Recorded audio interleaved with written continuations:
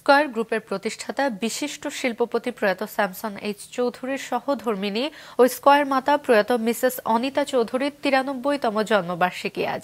Mahmud কমলের report.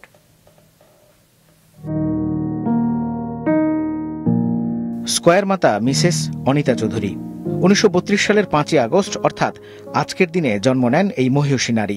Square গ্রুপের প্রতিষ্ঠাতা কিংবদন্তি শিল্পপতি প্রয়াত স্যামসন এইচ চৌধুরীর সহধর্মিণী হিসেবে পাশে থেকে তিনি সারা জীবন জুগিয়েছেন শক্তি, সাহস আর অনুপ্রেরণা।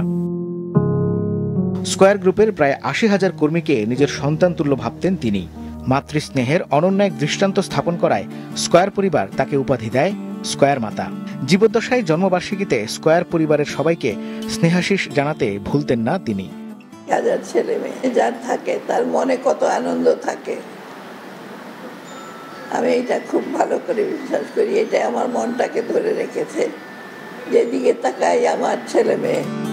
২ বছর আগে তার জন্মবার্ষিকীর দিনটিকে স্মরণীয় করে রাখতে উত্তরায় উদ্বোধন করা হয় অনিতা সেন্টার নামের অত্যাধুনিক এই অফিস ভবনটি। ২০২২ সালের ১৩ই নভেম্বর ৯০ বছর বয়সে পরলোকে গমন করেন এই মহিয়সী নারী। ৯৩তম জন্মদিনে স্কয়ার মাতার প্রতি মাছরাঙা পরিবারের পক্ষ থেকেও রইল শ্রদ্ধা।